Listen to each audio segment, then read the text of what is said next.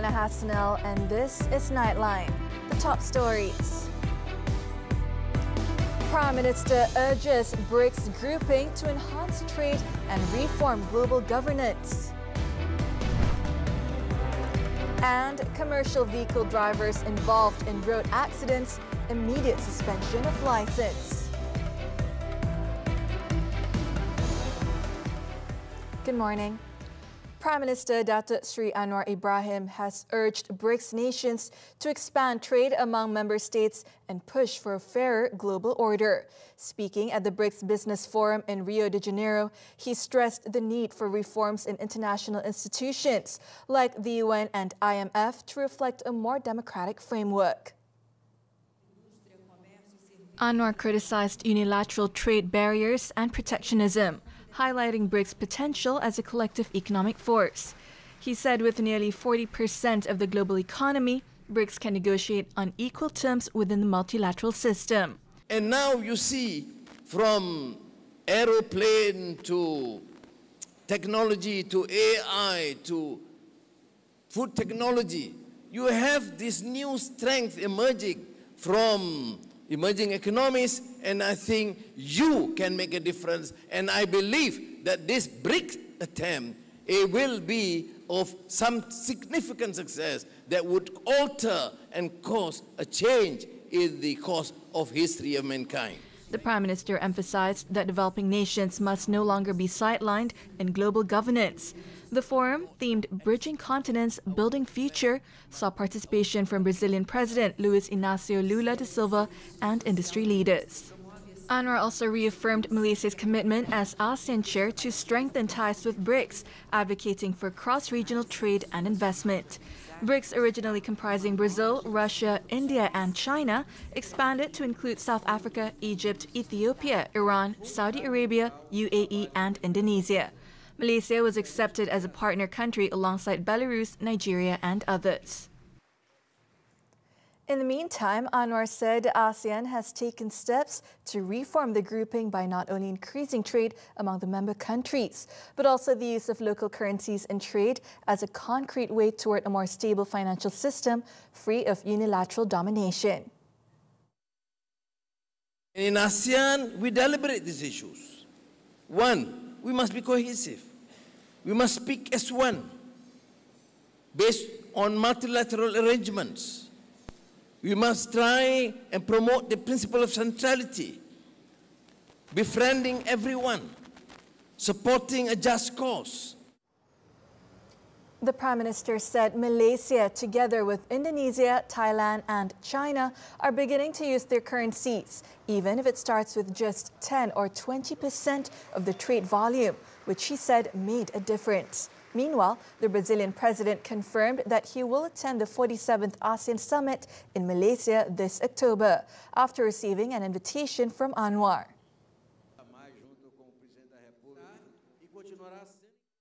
Meanwhile, the Prime Minister said Malaysian companies must be willing to explore new markets and trading opportunities overseas, instead of relying solely on traditional markets.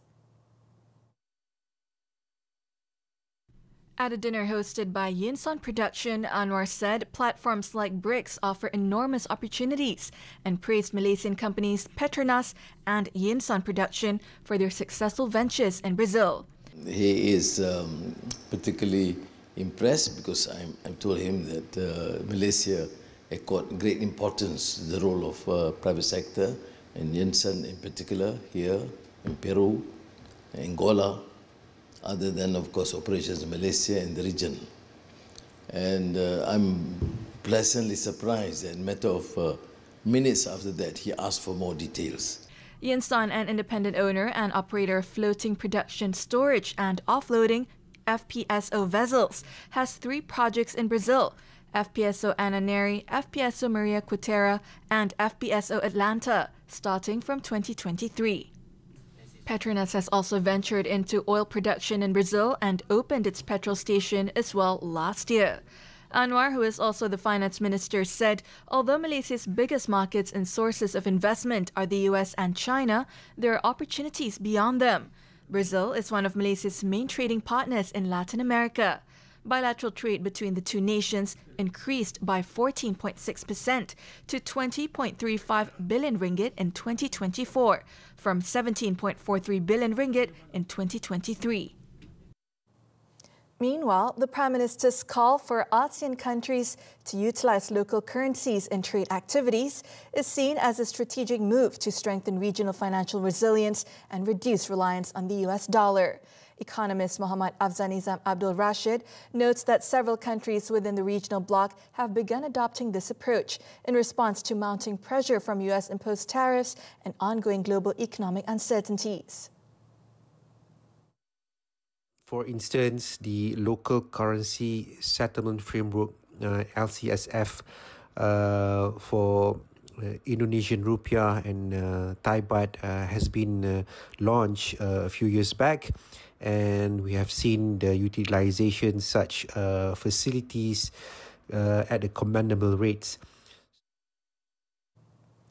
The Road Transport Department, RTD, has decided to immediately suspend the vocational license of commercial vehicle drivers involved in road accidents, pending police investigations. Its Director General, Dato' Edi Fadli Ramli, said that if drivers were found guilty or issued a notice for violating any provision under the Road Transport Act 1987, their vocational licenses would be revoked. The RTD chief said as soon as an accident occurs and as soon as there's a preliminary report from the police involving a bus or lorry driver, the RTD will immediately suspend that driver's vocational license. Later, if police investigations find that the driver is not at fault, the RTD will rescind the suspension.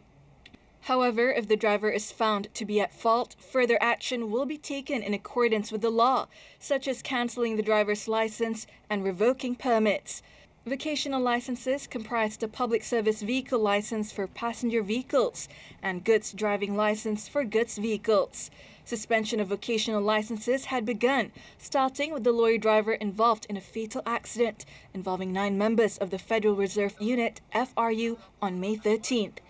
As of Sunday, the RTD has suspended 5, including the bus driver involved in the accident that killed 15 University Pendidikan Sultan Idris UPSI students. To ensure that commercial vehicle drivers remained competent, the RTD would require all drivers involved in accidents, even if not guilty, to pass a refresher course before their vocational license could be reactivated or removed from the suspension list. Now, the RTD's decision has been hailed as a timely and necessary move following the increasing number of accidents involving such vehicles. Universiti Pertahanan Nasional, Malaysia's Faculty of Engineering Associate Professor Ng Choi Peng believes the measure will encourage drivers to be more cautious and compliant with traffic regulations. Countries such as Australia also has similar rules and regulations in the New South Wales since 2013, and because of this rule, the accidents involving commercial vehicle drivers has reduced drastically. I wish the same would happen in Malaysia, as recently we have a lot of accidents involving commercial vehicle drivers. UMNO needs to stop politics based on nostalgia and instead be more dynamic by accepting the fact that no political party in this country is capable of winning an absolute majority in a general election. The party's Vice President, Datuk Sri Johari Abdul Ghani, said party leaders and members cannot continue resting on their laurels. Jangan ingat kita saja seorang ada kuasa. Kadang-kadang ada perlu keadaan kita kena berkongsi kuasa. Kita kena terima hakikat dunia hari ini berubah. Nak cari satu parti politik yang absolute majority bukan senang. And not easy. Kan, pasal masing-masing ada different ideology. Dulu ideologi cuma satu saja. Kan, merdeka negara, membangun negara. Tapi hari ini orang tak cerita pasal satu lagi dah. Dunia hari ini cerita berlumba-lumba lihat bagaimana kita accommodate banyak pengundi-pengundi muda kita mempunyai pemikiran yang agak berbeza. He said this when opening the Seremban UMNO Division meeting in Negeri Sembilan on Sunday. Johari, who is also the Plantation and Commodities Minister, said UMNO must learn from its losses in the previous 2 general elections, as well as its present partnership in the unity government. He said UMNO must continue to fight for the people without expecting anything in return. In Kedah, the leader of the three robbers who were shot dead by police on Saturday is believed to be a member of the Gang 36 secret society and had been active since 2022. The 34-year-old suspect, who had over 30 prior criminal records, was killed in a police shootout during a special operation about 7:50 p.m. in Bandar Puteri Jaya, Sungai Petani. According to sources, the robbery gang's modus operandi involved surveying their targets and striking at the most opportune moment. They would begin their planning and then drive to the premises, parking their vehicles in front and then rushing in with guns drawn. They wore masks to avoid identification before rushing to the counters and forcing staff to surrender valuables. The gang would then sell the stolen goods to trusted individuals they had dealt with in the past. The trio have been actively robbing premises in several states, with at least 3 so far in Malacca, Negeri Sembilan and Perak this year. Police have also arrested the wife of the gang leader in a residence in Sungai Petani to assist in case investigations. The arrest led to the seizure of a revolver along with 6 bullets and several packets of drugs. Police also seized a firearm and several other pieces of evidence. The gang is believed to have been involved in multiple robberies, resulting in losses exceeding 6 million ringgit. In Kedah, 3 men, including a real heart patient, have been arrested for allegedly producing and selling fake medical certificates, MCs, following an internal investigation into a police officer who frequently took medical leave. The illegal operation came to light after suspicious government-issued MCs submitted by the officer were reviewed. Kuala Muda Police Chief Assistant Commissioner Hanyan Ramlan said, acting on the tip-off, police raided a premises in Taman Songket Indah on June 26th. Police seized around 20 fake MCs, a tablet, laptop, printer, a doctor's name stamp and A4 paper, believed to have been used to produce the fake documents. The suspect had been selling fake certificates for 25 to 30 ringgit per day of medical leave. He said the man is believed to have been running the operation for the past 2 years, using the names of doctors who had treated him and inventing fake job titles for the stamps. The case is being investigated for cheating and forging documents. All 3 suspects have been released on police bail after their statements were recorded. In Sarawak, the death toll from Saturday's boat tragedy off the coast of Pantai Belawai rose to 5 on Sunday, after another victim was found, as efforts continue to locate 5 others still missing. A Sarawak Fire and Rescue Department spokesman said the body of a boy whose age has yet to be determined was recovered at 6 p.m., about 300 meters from the scene. In a statement, the spokesman said the 5 missing victims are all adult males. In the incident that occurred at about 2 p.m. Saturday, a fiberglass boat carrying 17 Indonesian nationals from Kampung Belawai Fisherman's Jetty capsized en route to the Zion Pelita Coconut Plantation Jetty. The 7 survivors include 4 adult men, 2 adult women and a boy. Meanwhile, the 4 deceased victims found earlier comprised 2 adult women, a boy and a girl. The search and rescue operation continues with surface-level searches within a 3-kilometer radius of the incident location, assisted by the police, the Malaysian Maritime Enforcement Agency, the Sarawak Coast Guard, RELA and local villagers. Sunday's operation was called off at 6:40 p.m. and will resume at 8 a.m. on Monday.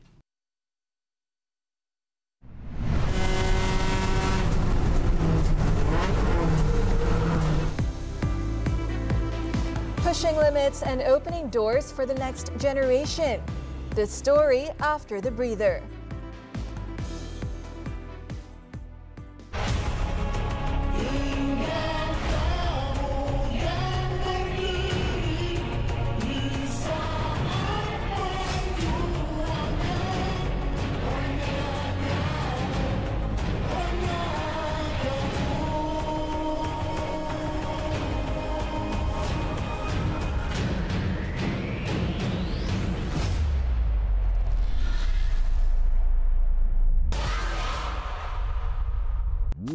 styling dan fashion, bukan manusia je tahu yang nak tampil menawan. Si bulus pun kenalah cantik sama. Gejala mata letih, kita bawakan demo urutan untuk melegakan ketegangan otot mata. Kalau nak naik bas ekspres, awak wajib pakai tali pinggang keselamatan juga tahu. Kalau tak, boleh kena kompaun RM300. Jenuh nak bayar, tambah-tambah kalau majikan pun lambat bayar gaji. Macam-macam produk dikenakan SST. Kena disiplin untuk atur kewangan peribadi. Isnin hingga Jumaat, 10 pagi. Eksklusif di TV3 dan stream ditonton.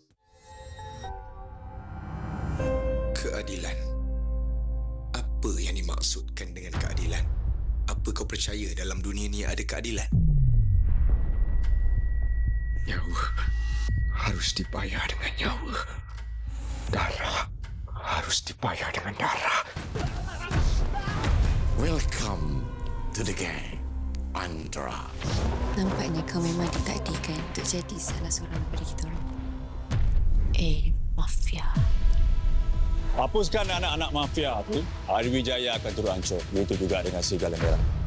Kalau dia pecah lubang kita, dia buka lubang dulu. Kau nak duri dalam daging ke apa? Kalau bukan sebab geng, kau dah lama mampus macam mancing kurap.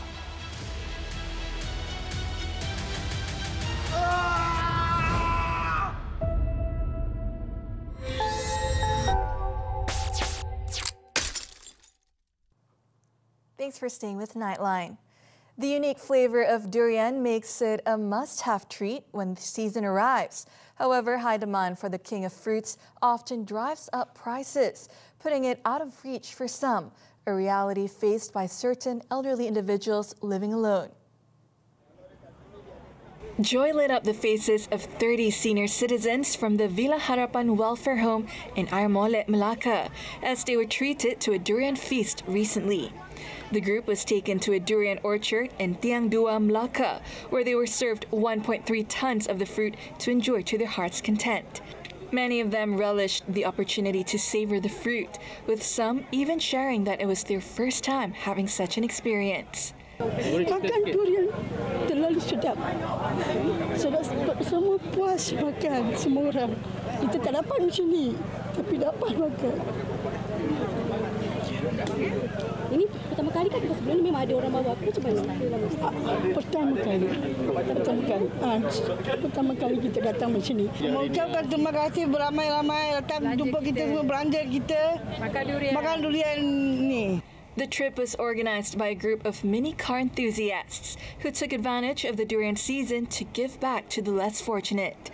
The group's president, Datuk Muhammad Dalip, said the trip is part of their annual program aimed at bringing joy to the residents by letting them enjoy the outdoors and engage with the wider community. Dari Batu Laut sampai ke sini, daripada KL sampai ke rumah warga emas dan bawa mereka ke mari.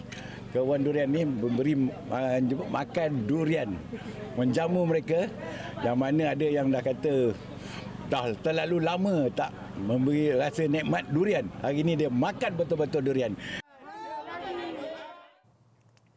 As motorsports gains traction in Malaysia, young women are breaking barriers and claiming their place on the grid, challenging stereotypes and steering it toward a more inclusive future.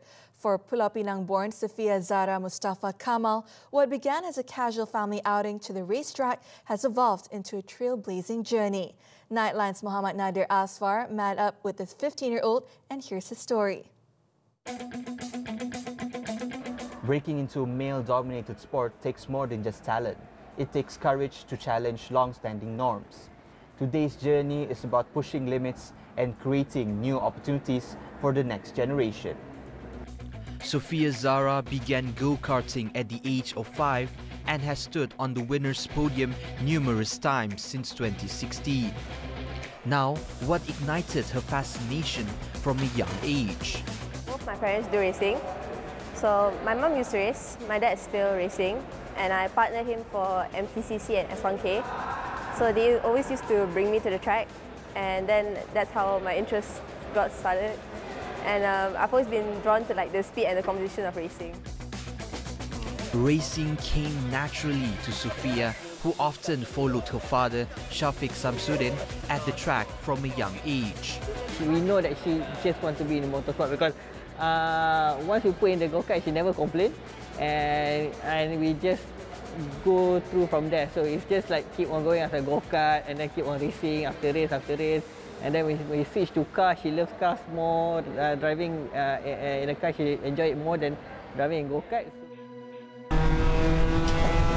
The Georgetown-born teenager currently holds the title of Malaysia's youngest female race car driver. She was the youngest female podium finisher in last year's Sepang 1000 kilometers endurance race. As Sophia steps onto the podium, the rising star shows no signs of slowing down. Inspired by 7-time Formula One world champion Lewis Hamilton and British F1 Academy driver Abby Pulling, the young racer now has a sight set on joining the all-female F1 Academy. Despite the high-pressure environment and intensity of race day competition, how does she find her footing in the motorsport world as a female driver? I wouldn't say it's like very challenging. People have been very supportive of my journey and all that. Because I don't really face any problems with being a girl and all that in motorsport.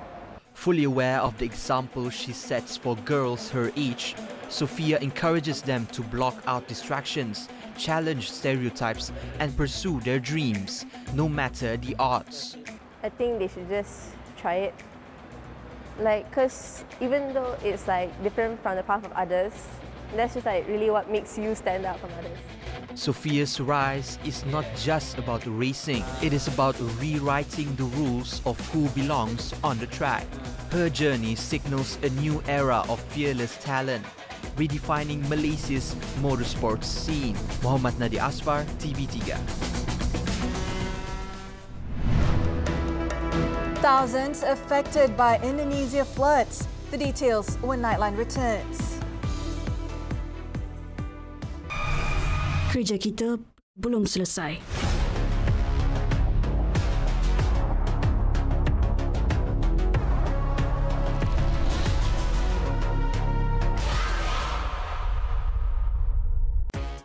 Cat Fashion Week. Miau menyala, gaya membara. Temui 8 finalis Cat Fashion Week. Eksklusif di Nona setiap Ahad 2 petang. Bersiaran di TV3 dan stream juga melalui Tonton. IC adalah maruah, peluang dan pengiktirafan. Tanpa IC, siapkah kita di mata negara? Jom, hashtag sama-sama ada IC. Jom, hashtag sama-sama ada IC. Jom, hashtag sama-sama ada IC. Jom, hashtag sama-sama ada IC. Jom, hashtag sama-sama ada IC.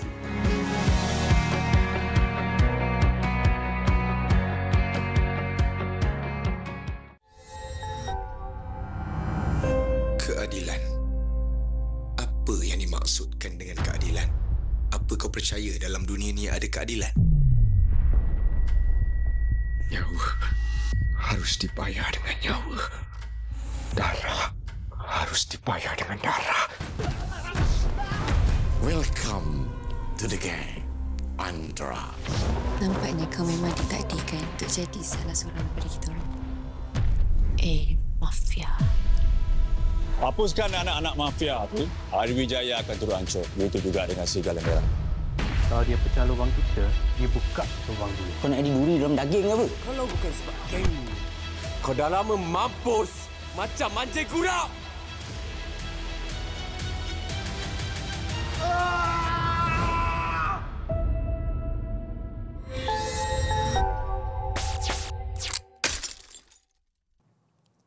Onto the foreign front. Indirect negotiations between Israel and Hamas are set to resume on Sunday in Doha for a Gaza truce and hostage release deal. A Palestinian official close to Hamas said the talks would focus on conditions for a possible ceasefire, including hostage and prisoner releases. And Hamas would also seek the reopening of Gaza's Rafah crossing to evacuate the wounded. Israeli Prime Minister Benjamin Netanyahu had earlier announced he was sending a team to Qatar, a key mediator in the conflict, though he said Hamas's response to a draft US-backed ceasefire deal contained unacceptable demands. Meanwhile, Israel's ongoing bombardment continued in Gaza, with at least 32 people killed since Sunday morning. Rescuers in the United States searched through the night early Sunday for dozens of girls missing from a riverside summer camp in Texas after torrential rains caused devastating floods that killed at least 59 people. Officials in hard-hit Kerr County said that the toll included 21 children and added that 850 others had been rescued in the last 2 days from the area. Multiple victims were also found in other counties. Authorities, however, still have not said how many people were missing beyond 27 children from a Christian summer camp along a river in Kerr County, where most of the dead were recovered. The destructive, fast-moving waters rose 8 meters on the Guadalupe River in just 45 minutes before daybreak on Friday, washing away homes and vehicles. Over in Indonesia, more than 2,200 residents in Tangerang have been affected by floods triggered by the overflow of the Cisadane River, following heavy rain from Saturday night into early Sunday morning. According to the Tangerang Regional Disaster Management Agency, BPBD, the flooding began at around 5 a.m. local time, with floodwaters in several areas reaching depths of between 40 and 60 centimeters. The floods have impacted multiple districts, affecting a total of 702 households and forcing many residents to evacuate. BPBD teams are continuing to monitor affected areas closely and carry out evacuations for those in need of immediate assistance.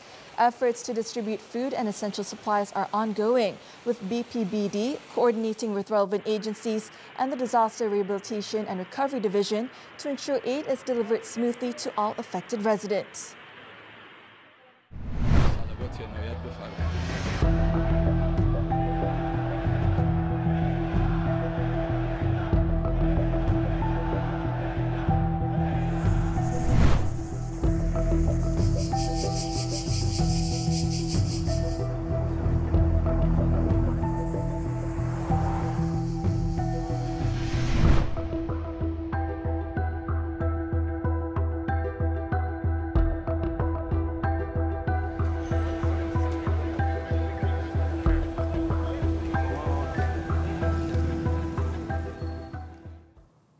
Sports now, football and the 2026 AFC Women's Asian Cup qualification. Malaysia's quest to end their long wait for a place on the main stage has come to an end after they were outclassed 6-0 by North Korea in their final Group H match on Saturday. Despite falling short, Malaysian Tigresses head coach Joel Corneli remained proud of his side after they finished second with 2 wins and 1 defeat. We trained only 2 months to come here.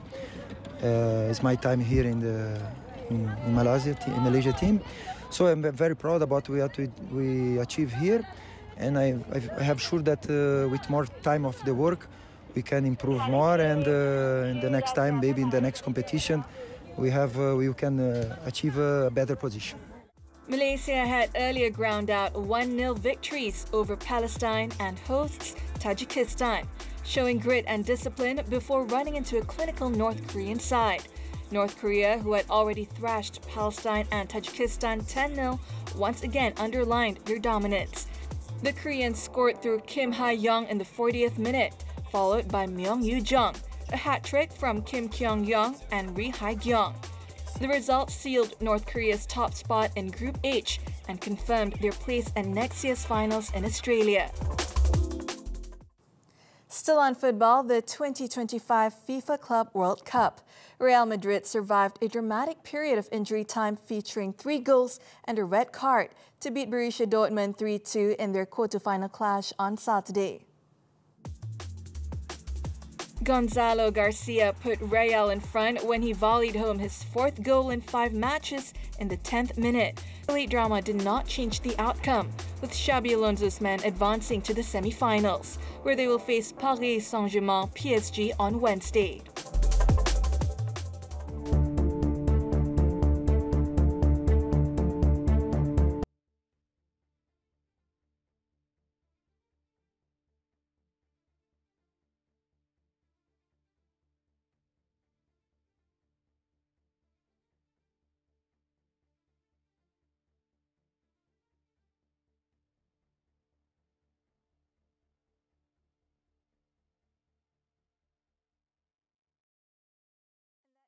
Nightline this time around. Before we leave, let's take a look at some stunning visuals of deep-sea marine life ahead of the International Seabed Authority Council meeting taking place from July 7th to 18th in Jamaica. With that, I'm Hassanel. Thank you for watching and have a productive week ahead.